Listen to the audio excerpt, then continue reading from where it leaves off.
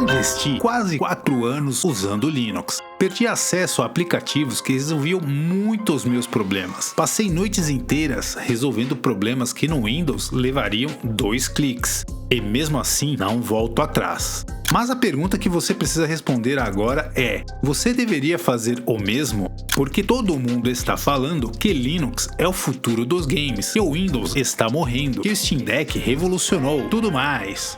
Mas ninguém te conta sobre as verdadeiras frustrações que você poderá enfrentar. E acredite, não são poucas.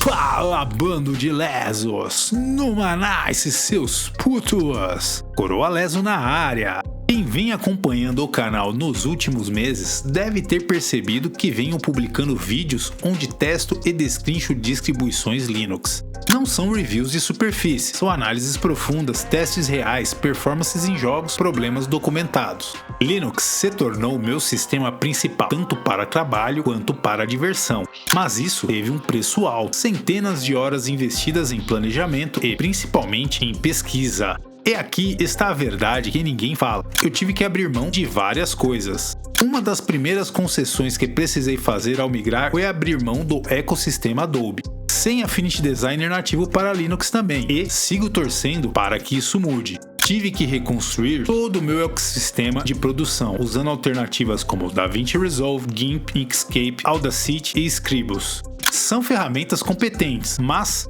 em termos de integração de fluxo, ainda não alcançam o nível da suíte de San José. Vindo de anos no Windows, deixei para trás uma biblioteca considerável de títulos vinculados à Xbox Live, como o DRM da Microsoft é fechado e dependente das APIs do ecossistema Xbox/Windows, o acesso a esses jogos simplesmente não existem no Linux, pelo menos por enquanto. Em termos de software, muitas aplicações exigem um setup adicional para funcionar com o desempenho esperado. Steam, DaVinci Resolve e diversos emuladores dependem de camadas como Proton, Wine, prefixos específicos, pacotes de mídia codecs e até a ativação do Game Mode, para extrair o máximo do hardware. Além disso, por conta do licenciamento de codecs proprietários como H264, H265, HEVC e afins, preciso converter certos formatos antes de editar no DaVinci Resolve. Isso adiciona tarefas a mais em meu fluxo de trabalho. Mesmo com tutoriais como os do GeoLinux explicando como capturar e exportar em formatos mais compatíveis pelo OBS Studio, ainda assim a qualidade não chega ao nível do GPU Screen Recorder, especialmente em bitrate variável e compressão de alta frequência. A parte de áudio também exige atenção. Alguns emuladores ainda têm comportamento inconsistente entre ALSA, Pulse Audio e Pipewire. O stack de áudio no Linux evoluiu muito, mas ainda precisa de ajustes dependendo da latência, buffer size e do back-end escolhido pelo software. Depois de toda essa curva de aprendizado, ajustes finos de kernel, otimização de drivers, mesa, NVIDIA, configuração do Proton e gerenciamento de codecs, o resultado compensou. A performance geral melhorou. A saída de vídeo em renderizações ficou mais rápida. A estabilidade de frame rate é superior. E muitos títulos antigos, graças ao Proton e ao DXVK, rodam de forma mais suave que no próprio Windows. No fim das contas, até agora é um preço técnico que vale a pena, e isso sem contabilizar telemetria agressiva, serviços inúteis e processos residentes do Windows, que drenam ciclos da CPU, consomem RAM e diminuem a responsividade do sistema. No Linux, finalmente sinto que o hardware trabalha para mim e não para um monte de serviços que eu nunca pedi. E é aí que entra o motivo deste vídeo. Nenhum sistema operacional é perfeito. Não importa quanto você goste dele ou quanta performance ele entregue. Antes de continuar, deixa eu te fazer uma pergunta que vai definir se você deve assistir esse vídeo até o final. Você está disposto a mudar completamente a maneira como você lida com o seu computador? Porque é exatamente isso que Linux vai te pedir. Pois com certeza existem motivos que irão explicar porque Linux tem apenas 4% do mercado de desktops e o Windows mais de 70%. Isso é uma coincidência? Hoje você vai saber um pouco por quê. Além disso, vou te mostrar as 5 situações reais onde Linux me fez querer jogar o computador pela janela e por que, mesmo assim, ele vale a pena para algumas pessoas. Spoiler, talvez você não seja uma delas. A fórmula anti-frustração que eu uso antes de instalar qualquer sistema e que você deveria copiar. As ferramentas secretas que fazem jogos do Windows rodarem melhor no Linux em alguns casos. Você vai saber exatamente se deve migrar para Linux ou se vai apenas perder seu tempo e ter dores de cabeça. Se você está pensando em mudar para o Linux por causa da hype do Steam Deck, pare agora. Assista esse vídeo até o final, antes de tomar qualquer decisão. Você pode me agradecer depois. Recentemente me deparei com um comentário aqui no YouTube de uma pessoa reclamando que, na teoria, Linux oferece belas soluções, mas na prática é um sistema complicado onde ela não conseguiu instalar um aplicativo específico. Consigo entender essa frustração perfeitamente, porém não vou me colocar como autoridade no assunto. Cada pessoa terá sua própria vivência. Nesses quase 4 anos usando Linux, me frustrei em diversas ocasiões porque não consegui rodar determinados aplicativos, mesmo usando softwares de compatibilidade. Mas sabe o que descobri? Nos tantos anos como usuário de Windows, diversos aplicativos também não rodaram, mesmo sendo nativos do sistema da Microsoft. Por causa do sucesso do Steam Deck, das Steam Machines e do fim do suporte ao Windows 10, o Linux vem chamando a atenção de muita gente. Mas como toda grande tendência, ou como os jovens gostam de dizer, todo hype, com eles podem vir enormes decepções. E essas decepções dizem mais sobre suas expectativas do que sobre o sistema em si. Não farei comparativos de desempenho nem demonstrações técnicas. Vou compartilhar frustrações reais, soluções práticas e no final você vai ter todas as informações para decidir se Linux serve para você. Além disso, vou revelar o contexto baseado em uma pesquisa sobre por que o Windows e Linux possuem uma participação tão discrepante no mercado. A resposta vai te surpreender. Espero que esse vídeo seja útil e principalmente reflexivo. Preparado? Então bora! Antes de qualquer coisa, vamos alinhar uma verdade simples que deveria ser óbvia, mas muita gente esquece. Sistema operacional não é identidade, é ferramenta. Você não escolhe chave de fenda por paixão ou amor, você escolhe porque precisa apertar um parafuso. Quando alguém usa sistema operacional como se fosse time de futebol ou banda de estimação, o problema já começou. Windows e Linux não estão em guerra, eles existem para resolver problemas de formas diferentes. A maioria das frustrações acontece quando alguém instala Linux achando que vai encontrar um Windows com outra cara, ou quando espera que o Windows vire Linux por mágica. Serei muito franco, isso nunca vai acontecer. E aqui está o ponto central deste vídeo, a mensagem que eu quero que fique clara desde já. A frustração que você sente ao migrar de sistema não acontece porque o sistema é ruim ou porque você é incapaz. Ele acontece porque você pulou a etapa mais importante de todas, se informar antes de agir. E isso vale para qualquer coisa na vida, não só para sistemas operacionais. Pois, pensa comigo, você compraria um carro sem pesquisar consumo, manutenção, se as peças são fáceis de encontrar? Você entraria em uma academia sem saber se ela tem os equipamentos que você precisa? Então, por que diabos você instalaria um sistema operacional inteiro sem ler a sua documentação, sem testar antes, sem entender como ele funciona? Pois saiba que essa frustração é evitável, basta você fazer o dever de casa antes. Para entender por que você precisa se preparar antes de migrar para Linux, você precisa entender de onde cada sistema veio. E não, isso não é papo de nerd saudosista, é o contexto que explica por que a abordagem de cada um é tão diferente. O Windows não nasceu pensando no usuário doméstico, ele começou com uma interface gráfica em cima do MS-DOS, criado para escritórios, empresas pequenas e mercado corporativo nascente. A Microsoft nunca pensou no usuário leigo de cara, pensou em mercado, e venceu o mercado através de 3 fatores principais. O primeiro, a IBM colocou o Windows dentro dos lares. A IBM vendeu PCs com MS-DOS como padrão e o Windows veio depois. Por consequência, a genialidade da Microsoft foi vender licenças sem exclusividade, colocando o mesmo sistema em todas as máquinas.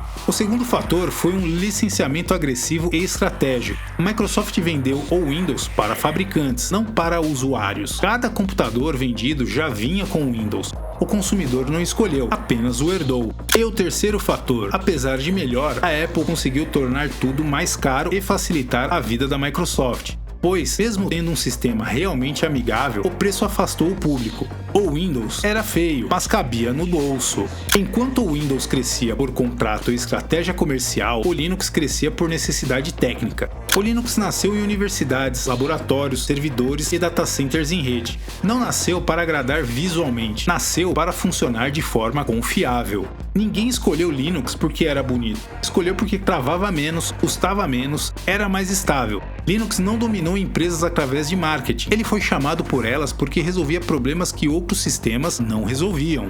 Entendendo isso, fica claro porque as filosofias são tão diferentes. O Windows se espalhou sendo empurrado por parcerias comerciais. Linux se espalhou porque era tecnicamente superior em contextos específicos. Um cresceu pelo marketing, o outro cresceu pela engenharia. Essa diferença de origem se reflete até hoje em como cada sistema funciona. E é exatamente aqui que entra a primeira grande lição deste vídeo, a mensagem central que eu quero que você leve para sua casa. Antes de instalar qualquer sistema, antes de migrar, antes até de criticar, você precisa se informar. E quando eu digo se informar, não estou falando de ver meme no X ou assistir vídeo de 15 segundos no TikTok. Estou falando de pesquisa séria. A primeira coisa que eu faço quando quero aderir a algum produto, independente de qual seja, é me informar sobre ele. Ver o que as pessoas comentam, entender o seu custo, sua curva de aprendizado, suas limitações reais. Procuro ao máximo não me contaminar com o fanatismo, porque sempre terá alguém que irá tornar o assunto acalorado. Sempre terá aquele cara que, caso você critique o sistema de estimação dele, não importa o quão válida seja sua crítica, ele vai levar para o lado pessoal e te encarar como um inimigo. Então, antes de mais nada, encare sistemas e produtos como algo que facilitará a sua vida ou não. E para saber disso, você precisa pesquisar. Vou te dar o caminho que eu sigo e que funciona a maior parte do tempo. Primeiro passo: acesse a documentação oficial. Toda a distribuição Linux tem site oficial com documentação completa. Um exemplo: o Ubuntu tem ubuntu.com, o Linux Mint, linuxmint.com, Fedora tem o docs fedoraproject.org. Lá você encontra guias de instalação, requisitos de hardware, lista de softwares compatíveis, tutoriais passo a passo. Essa é a sua fonte primária de informação. Não é opcional, é obrigatório. Segundo passo: entre nas comunidades, fóruns, canais do Discord, Reddit, grupos do Telegram. A comunidade Linux é extremamente ativa e disposta a ajudar, desde que você mostre que tentou resolver antes. Procure pelas comunidades BioLinux, SciGreg ou Ricker Linux. Com certeza achará coisas muito interessantes. Porém, não adianta chegar perguntando: não funciona, me ajuda. Você precisa dizer: tentei fazer X, aconteceu o erro Y. Já pesquisei Z, alguém sabe o que pode ser? Isso mostra respeito pelo tempo dos outros e te coloca em posição de receber ajuda de verdade. Terceiro passo, e esse aqui é ouro puro: use o Google de forma inteligente. Eu sempre estruturo minhas buscas de uma forma específica que me leva diretamente ao problema. Por exemplo, se estou tendo conflito com o DaVinci Resolve no Fedora 43, eu não pesquiso só DaVinci Resolve não funciona. Eu pesquiso conflito DaVinci Resolve Fedora 43, ou conflito DaVinci Python, ou conflito DaVinci Big Linux. Sempre aparece uma resposta que me leva a um link ou um canal do YouTube com 90% da solução desse problema. E os 10% restantes é eu inserir corretamente os comandos no terminal. Essa especialidade na busca é o que faz a diferença. Quarto passo: teste antes de instalar. Existem 3 formas de fazer isso sem risco nenhum. Primeira opção: vá no DistroC, um site onde você testa qualquer distribuição Linux direto no navegador, sem instalar nada. Você entra no distroc.com, escolhe a distribuição, em segundos está usando ela como se estivesse instalada, ou pelo menos quase isso. Opção 2: pendrive bootável. Crie um pendrive bootável com a versão live do Linux. Você baixa a ISO da distribuição, grava no pendrive com Rufus ou Balena Etcher, reinicia o computador dando boot pelo pendrive e usa o Linux completo, rodando direto da memória, sem tocar em seu HD. Opção 3: máquina virtual. Use o VirtualBox, que é gratuito. Crie uma máquina virtual, instale o Linux dentro dela e use com total segurança, sem risco nenhum para o seu sistema principal. Outra coisa: entende suas necessidades reais. Visse os programas que você usa todo dia, não os programas que você instalou uma vez e nunca mais abriu. Os que você realmente precisa para trabalhar ou para as atividades diárias. Depois, pesquise se existem versões Linux desses programas ou se existem alternativas viáveis. Pesquise também compatibilidade de hardware. Se você tem uma impressora multifuncional, pesquise se ela funciona no Linux. Se você tem uma placa Wi-Fi específica, pesquise se existem os drivers corretos. Essa etapa evita 90% das frustrações. Aprenda o básico do terminal antes de migrar. Não precisa virar especialista, mas você precisa saber o mínimo: como navegar entre pastas, instalar um programa, editar um arquivo de configuração simples. Existem dezenas de tutoriais gratuitos sobre isso. 1 hora de estudo te poupa semanas de frustração. Se você seguir esses 6 passos antes de instalar Linux, a chance de você se frustrar cai drasticamente. E repare que eu não estou dizendo Linux é melhor ou Windows é pior.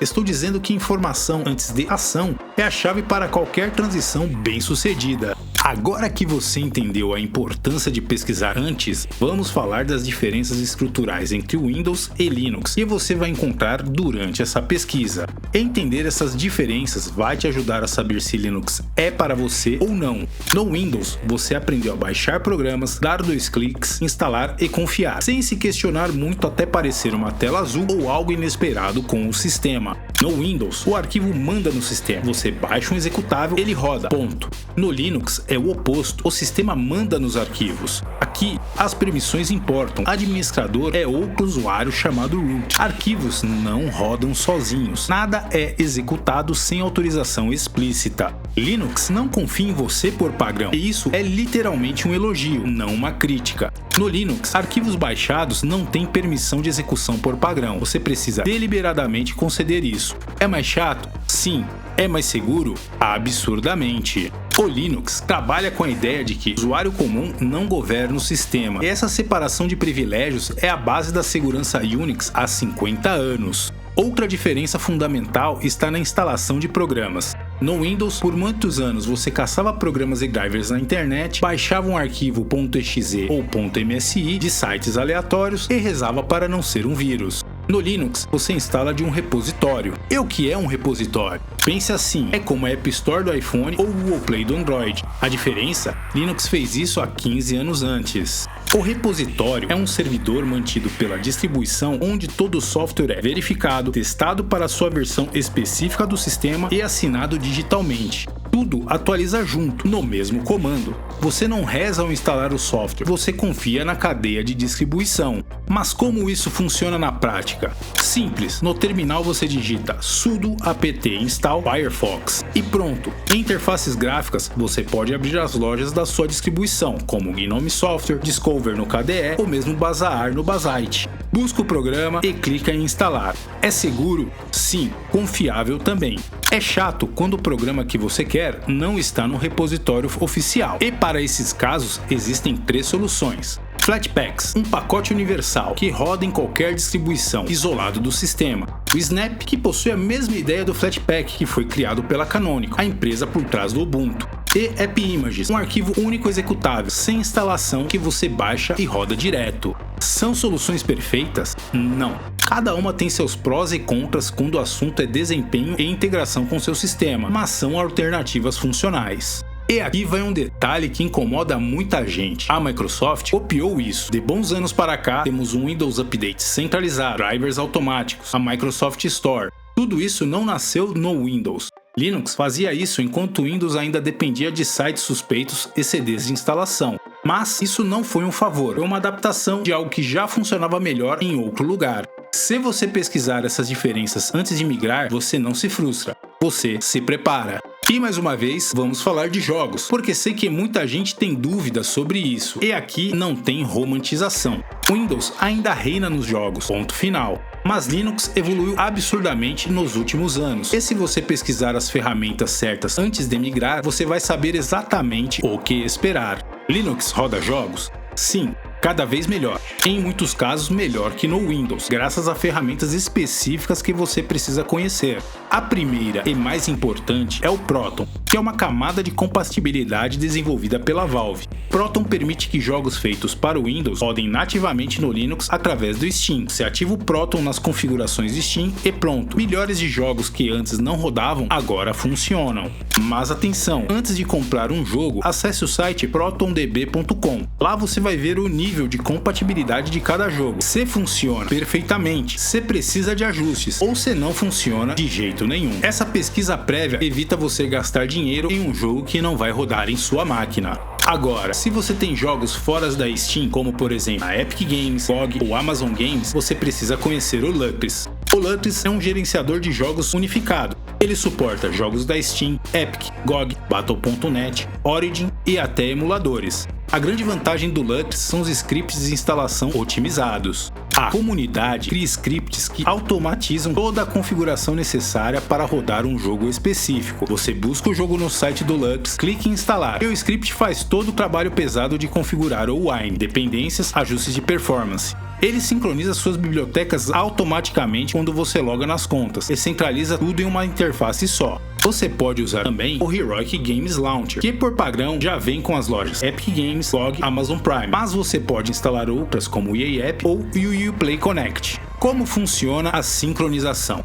Você abre o Heroic, faz login na sua conta da Epic Games ou GOG e ele baixa automaticamente toda a sua biblioteca. Depois é só instalar com um clique. O Heroic usa o Wine e Proton automaticamente em segundo plano. Você nem precisa se preocupar com isso, ele suporta DLCs, salvamentos em nuvens e até as conquistas. Tudo funciona exatamente como funcionaria no Windows. E se você tem jogos da Amazon Games, o Heroic também oferece suporte experimental para isso. A grande sacada dessas ferramentas é que elas abstraem a complexidade. Você não precisa entender como o Wine funciona, não precisa configurar variáveis de ambiente, não precisa mexer em arquivos de configuração. Você instala a ferramenta, loga na sua conta e ele faz o trabalho pesado.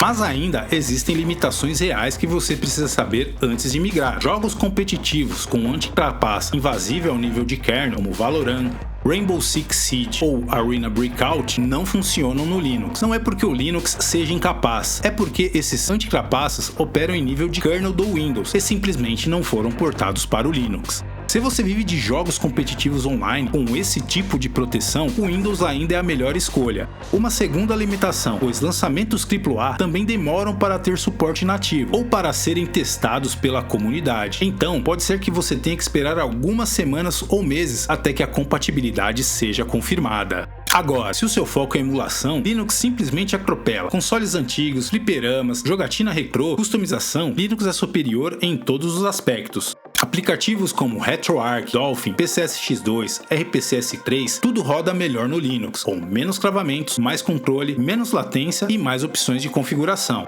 Para quem gosta de emulação, Linux não é uma alternativa, é referência, aqui não tem disputa. Novamente, a mensagem que eu quero passar é: pesquise antes. Veja quais títulos você joga, consulte o ProtonDB, teste as ferramentas em máquinas virtuais ou Live USB e ainda assim decida se Linux atende às suas necessidades de jogos. Informação antes de ação. Então, chega de teoria. Sejamos mais concretos. Quando usar o Windows e quando usar Linux? Essa é uma matriz de decisão simples que você pode fazer antes de migrar. Você joga jogos competitivos, modernos, com anti-trapaça invasivo? Você depende de software profissional específico que não tem versão Linux, como Adobe Creative Suite, AutoCAD, SolidWorks, Revit, ou mesmo softwares corporativos proprietários como SAP ou sistemas internos de empresas? Você trabalha em ambiente corporativo com Active Directory, política de grupo, softwares de gestão empresarial ou mesmo hardware de produto novo? Drivers chegam primeiro para o Windows. Você não tem paciência para resolver problemas técnicos? O Windows é mais funciona ou não funciona, menos troubleshooting necessário. Apesar de hoje em dia ter um leque melhor, Linux ainda atende muito bem ambientes de desenvolvimento nativos como Python, Ruby, Node.js, containers Docker, ferramentas de linha de comando são mais robustas. Para aquele pessoal que ainda tem aquela máquina antiga e ainda está sem grana para trocar por uma máquina nova, tente utilizar o Linux Mint, Ubuntu, Lubuntu, rodam bem em hardware de 10 anos atrás, sem aplicativos desnecessários e menos processos em segundo plano. Se a sua praia é customização, ambientes gráficos intercambiáveis como GNOME, KDE, XFCE te darão controle total do sistema. Para pessoas que procuram privacidade, pois Linux não possui uma telemetria forçada e possui um código aberto auditável. Para muitos profissionais, a solução é simples, o famoso Dual Boot. Windows para jogos e software proprietário, Linux para desenvolvimento e trabalho diário. Não é derrota, é pragmatismo. É usar a ferramenta certa para cada tarefa. A chave está em você saber antes de instalar qualquer sistema o que você realmente precisa. E isso só vem com pesquisa. Agora, vamos ser completamente honestos sobre o que não funciona bem no Linux, porque esconder isso seria desonesto. Se você pesquisar essas limitações antes de migrar, você vai saber exatamente o que esperar e não vai se frustrar depois. Softwares proprietários não têm substituto perfeito. GIMP não é Photoshop, Kdenlive não é o Premiere, LibreOffice não é o Microsoft Office, especialmente em macros complexas e formatação avançada. O DaVinci Resolve existe para Linux, mas a instalação pode ser complicada e exige dependências específicas. Já o Blender funciona perfeitamente, mas se você trabalha com pipeline de produção que depende de plugins exclusivos do Windows, você terá problemas. Pois, para atrapalhar ainda mais a vida, alguns hardwares possuem um péssimo suporte, principalmente notebooks híbridos com touchscreen e teclado destacável têm suporte parcial. Isso não é falha do Linux, é falta de interesse dos fabricantes em desenvolver drivers. E não se iluda, pois o troubleshooting em alguns momentos exigirá terminal. Por mais que interfaces gráficas tenham evoluído, em algum ponto você vai precisar abrir o terminal para resolver algo. Se isso te assusta, Linux não é para você agora. E está tudo certo, não é uma obrigação. O excesso de fragmentação nas distribuições também pode te confundir. Cada distro tem suas particularidades. Um tutorial para Ubuntu pode não funcionar exatamente igual para o Fedora. Isso é liberdade, mas também é confusão se você não pesquisar antes qual distribuição é mais adequada para você. Aplicativos comerciais chegam depois, ou nunca. E darei aqui mais alguns exemplos, pois o Spotify demorou anos para ter cliente nativo para Linux. Microsoft Office não existe para Linux, apenas na nuvem. E muitos softwares profissionais simplesmente não têm versão.